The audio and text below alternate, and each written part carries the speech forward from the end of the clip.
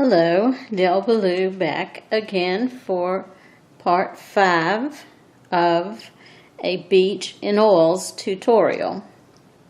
I wanted to show you a brief up close, if you remember anything from part 4. I have cleaned up these sea oats, and by cleaned up what I mean is I've taken my brush with some clean turpentine and I've cleaned up some of the areas that were mistakes or some parts of the sea oats that were too wide, and I've put in a few more sea oats since last we met, and I will be putting some more back in, but I'm not going to do it while you watch because it would be as boring, as I said, as watching ice melt. So please feel free to go back and watch part 4 in which I discuss that. But do pay attention to the fact that I have cleaned these up a little bit. And probably before it's over, I may go back and clean them up a little bit more. But to show you in perspective,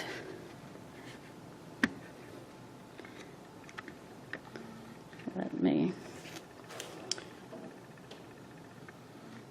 bring this back and show you basically where I'm going to be working today.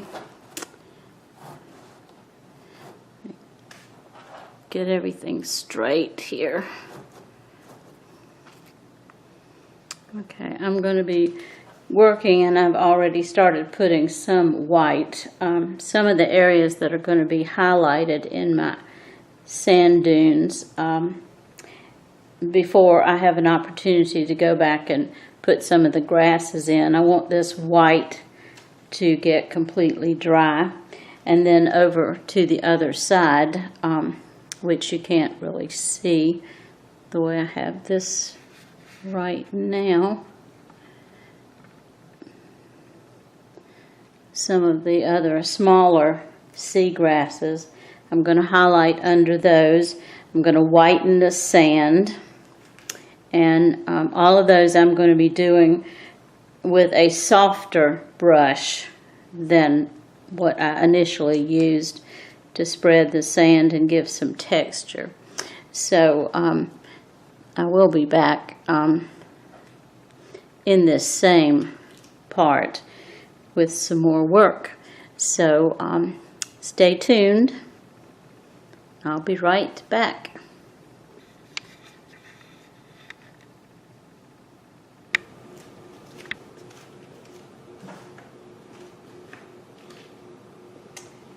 Okay, folks, I'm back as promised, and I have put on some highlights in my sand, and I've done it with a softer brush. I still like some texture, and I still have some texture and some colors showing through from the first layer of the gray. Now what I'm going to do next, I'm going to work on some of these other sea grasses and things scattered about.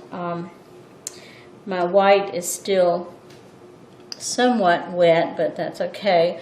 I'm using a fairly dark color, which is a dark green with a little bit of alizarin crimson added into it, and also some viridian added to sap green. And the reason it's so dark is because I have the white that I'm going to be going over. So I'm going to establish once again the sea oats that are going to come up from here. Excuse me, I'm still using my fan brush, my very small fan brush. And as I apply this, I'm pulling up. You want to be sure where you put your brush down. that you put it parallel to the bottom of the canvas. And the reason for that should be obvious. When you bring the brush up, you're bringing it up into some straight grasses. These fan brushes are wonderful for doing this kind of thing, but you can't do everything with the fan brush. You still have to use that liner brush or script brush. And one of the reasons for that is that you don't want all your grass to be the same height.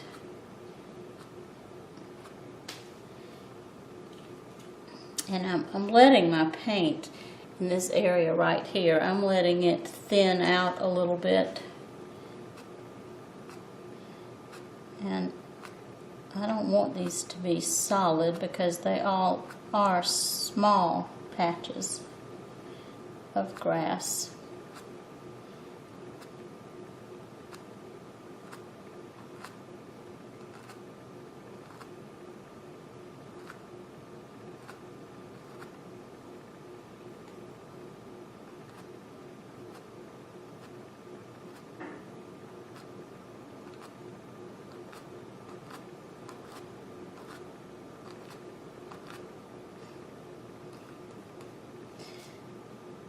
In some cases you'll notice I'm not bringing any grass up.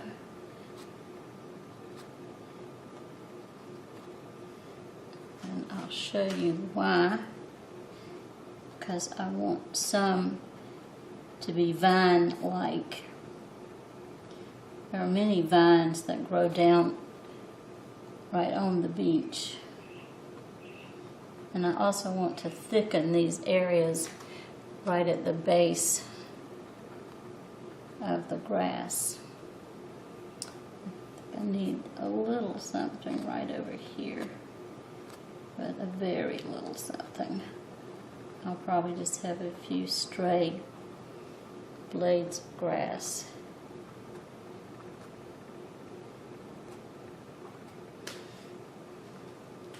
I will have some sea oats coming up here, but not much because I don't want to completely cover that area. Okay, now I'm just touching with the side of my fan brush to emphasize some areas. As I said, now this brush is going to do a lot of the work for you, but not all of the work. I tend to fiddle with this part of the painting considerably because I just like a lot of little detail. It's usually these details that make for an interesting painting. And you can fake it a little bit, but I just don't think it's as nice. Now up under this patch of sea oats and seagrass, I'm going to thicken that a little bit, but be careful that you don't cover up all of those spaces. That got to be a little bit too solid. So that's going to be some higher grass.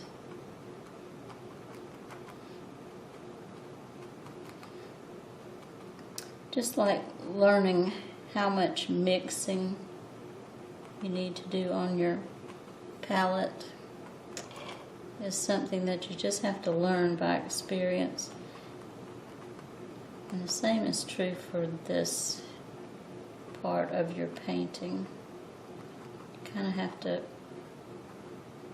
measure as you go along, and I guess that's why I spend so much time on these details, which I won't bore you with. I'll just show you how I get started, then I'll come back and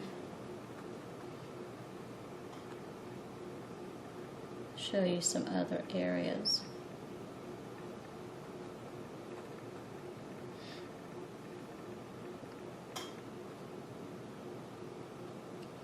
I'll be coming over these darker areas with some highlights.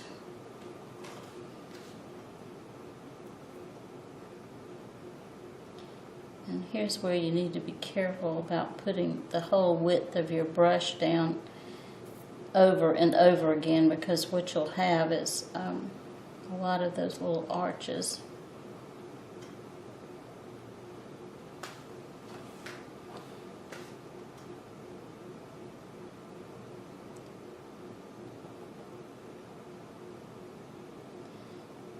And one of the necessary components of painting almost anything is contrast. And if you don't develop some contrast,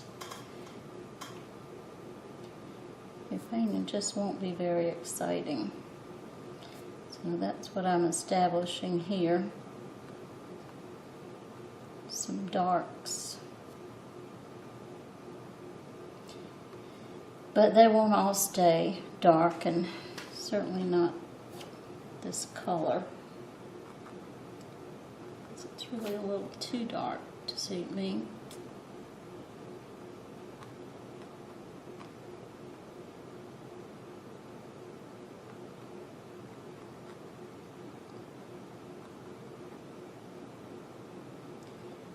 But I've lived on the coast most of my life. Lived in the mountains too. I actually prefer the mountains for vacation, and I guess it's because I've lived on the coast all my life, or most of my life.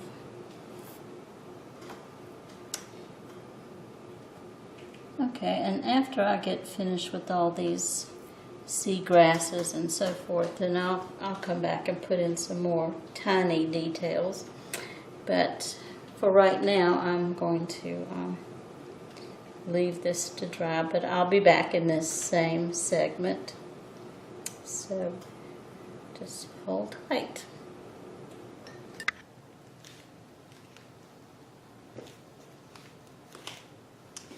As promised, I'm back, and I'm going to do a few more scattered sea grasses, just to give you an idea how to fill up your space. It's a good idea to do these while this grass that I've just put down is wet, because it gives you some paint to pull from. But you just want to just sort of dance around. That keeps you from being too regular with your strokes. And you don't want them to all be necessarily in the same place. And there are some stray grasses around in the sand, so it's okay to dance around that area too. I hope that the light is sufficient in here.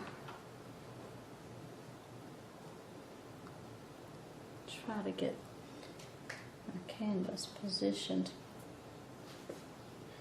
correctly.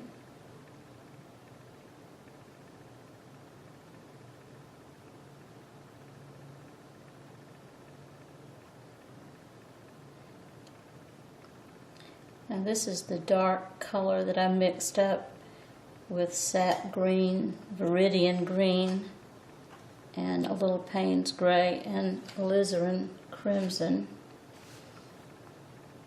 But you'll want to vary your colors. But generally you want to put the darker ones in first. Now these areas right in here where I have used the fan brush to lift them up, Might not have to do as much.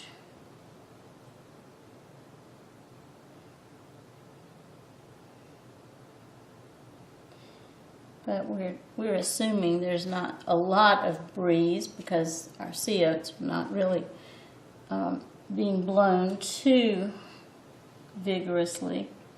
So these shorter grasses don't have to conform to a strictly right side bend.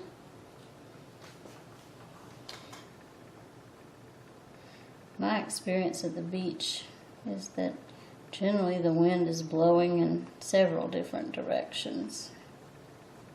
First one way and then another.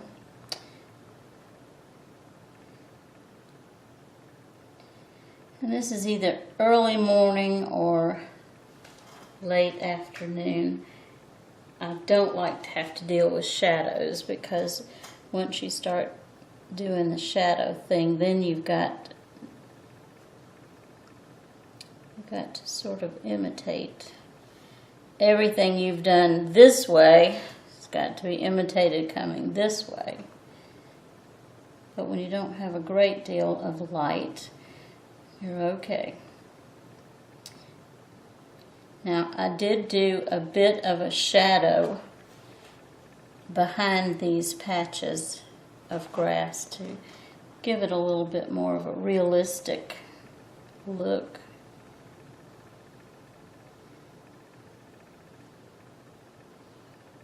And if you get some strokes that you don't like, you can sort of go over them. Or you can take your turpentine, as I have done with some other areas, and just wipe them clean if they're wet.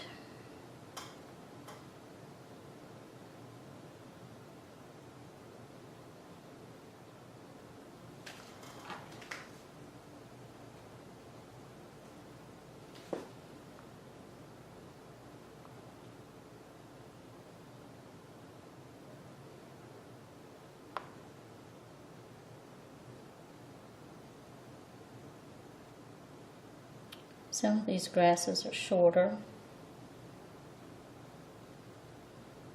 and that's okay.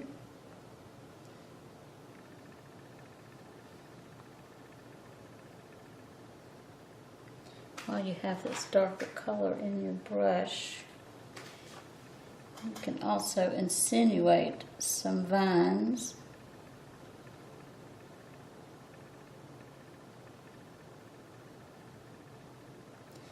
Vines are painted a little bit like limbs on a tree because they have other vines coming out of them.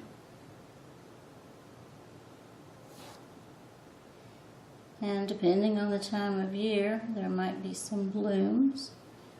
I'll put those in if you like. Leave them out if you don't.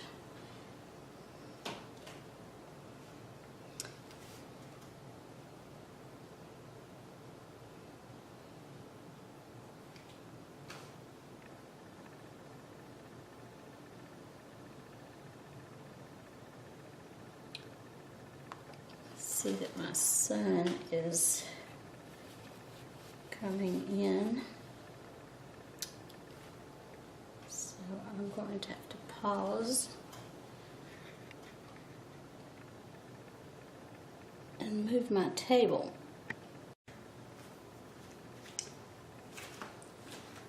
Okay, that's better. I paint beside my sliding glass door, and that works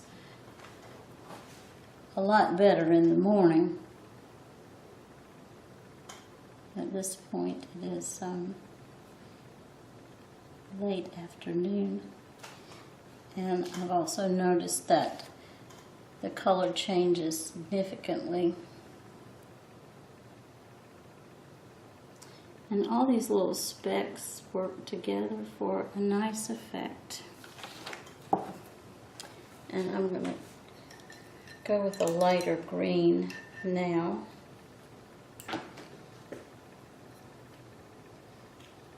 Okay, I'm going back to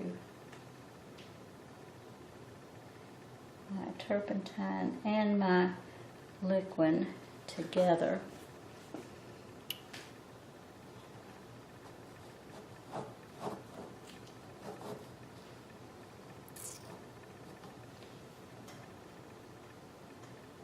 Now I'm going to do a few of these over here so I'm consistent. This is a very tiny brush, and at some point you might need to change to a larger one.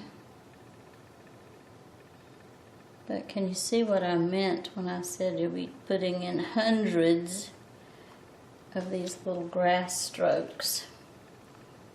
And be sure to spread that around everywhere.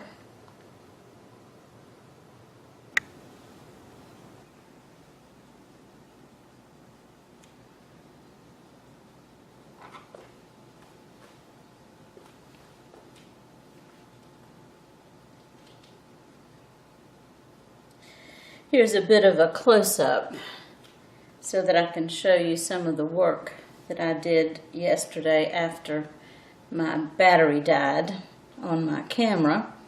I've added significantly more sea grasses.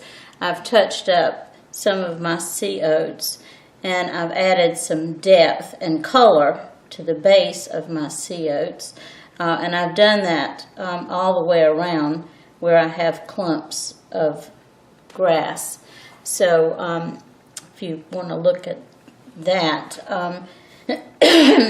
I've put some darker green. I use sap green when I want a dark green.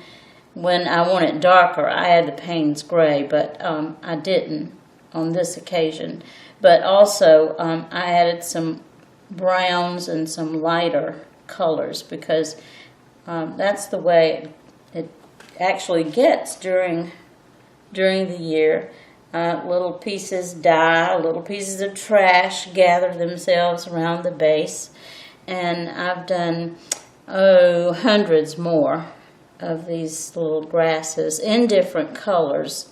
And I went back over my grass with the sap green. I was getting a little too olive green with the Payne's gray. And also I decided, and you can't see it in this view, I decided against those little vines. They were just too busy in a very different way. And I'm far from finished, but I did want you to see what I had done, which I really call that part of this part of the painting I consider pretty much finished. But I did mention that I would show the photograph of sea oats and what they look like. They're just little seed pods, really. Well, they're oats, so they look wheatish. So just a little idea of what they should look like. Now, this is in late summer, and my painting, I've decided, because I liked a little bit of green, is that this may be midsummer before the sea oats get to be lighter. And here's another photograph of some sea oats. But you notice this light color in the grass itself. And then just one more little photograph to show you the way grass just sort of pops up all through the sand. Just in case you happen to be from a part of the world or the country that doesn't have a beach. Okay, well, I'm going to get busy doing some more of these little details.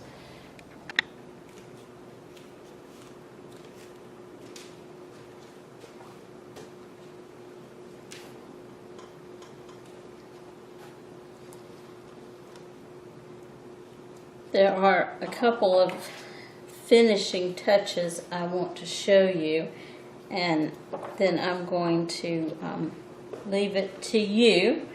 And certainly you can write me questions or comments. One of those things is to create some specks. Now, these specks can be anything in reality, from little rocks, little shells, just little pieces of trash. Now, some people use a toothbrush. I don't, because I think it puts too much spread down. But one thing that you want to do for sure is try out your spattering. Now, you want to mix up some dark color. I'm using Payne's Gray with just a touch of white in it, and then plenty of turpentine. But what I'm going to show you here is what the spattering should look like. That's too much. And of course, while it's wet, you can immediately wipe it off if you get too much. But just put your thumb, let me see if I can find myself, put your thumb over the end of the paintbrush and just flip it. But you see, the harder you flip, the more you have. So just on the corner, basically. Now, I don't have as much paint on here. Let me see if I can.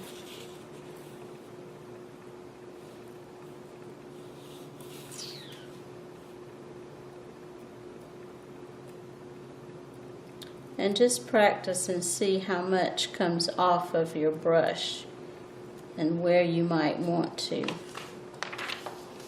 make that happen. And that might be a good thing. Now, that's a little bit too much right there. I don't know if you can see that or not. So what I will do, just wipe it with my finger till I can find my brush and just sort of blend it in.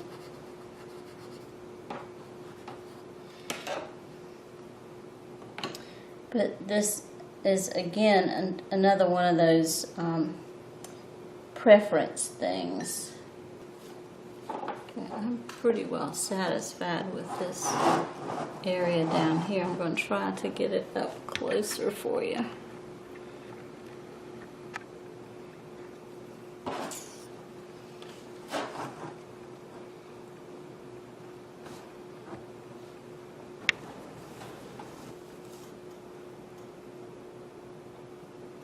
Okay, here's another little finishing touch. You can put some birds in the sky. You can put them, these same kind of birds you can put on the beach, but you don't want to make them very big, because unless you want to do some details, they'll just look funny. I've already put in a couple. I'm not sure you can see them, but they need to be fairly dark, and you want to use your rigger brush and some Payne's Gray with plenty of turp. Okay, let's put one down here. Now, these are just little almost check mark shapes. They come down and then they go up like that. Get some more paint. Go down like this.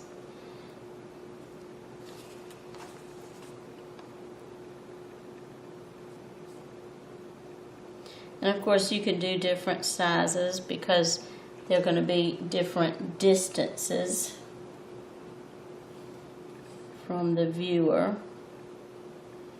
And some of them do just a tiny little check and then make that longer.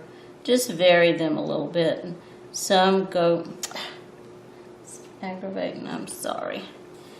Some will be longer on this side and then a little check mark. Then you can come back with some pure white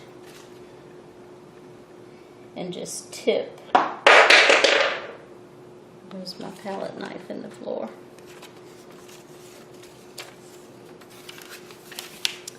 Then you can come and just put a little white tip here and there.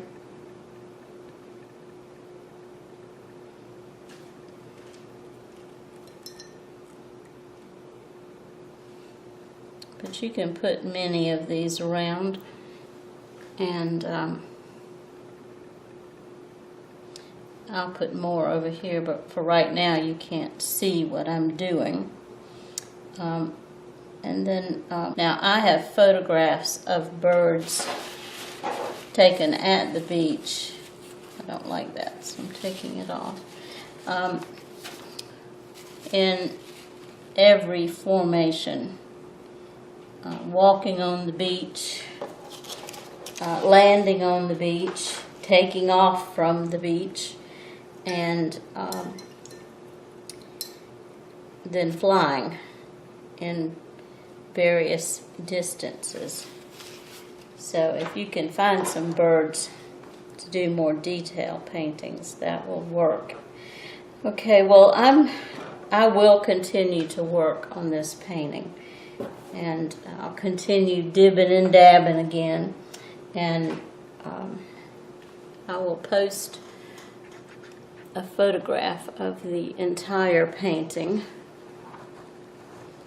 when it's finished. But for now, I hope you have learned something from this experience. I certainly have. I'm learning how to videotape what I'm working on. So, happy painting, and please like, share, comment, and subscribe to my channel. I would really appreciate it. And also check out some of my other videos. I have at least one other that's titled How to Paint a Beach Scene in Oils. And I think there may be 8 or 9 parts to it. But check it out. And I'll meet up with you again someday, maybe. So for now, thanks for watching.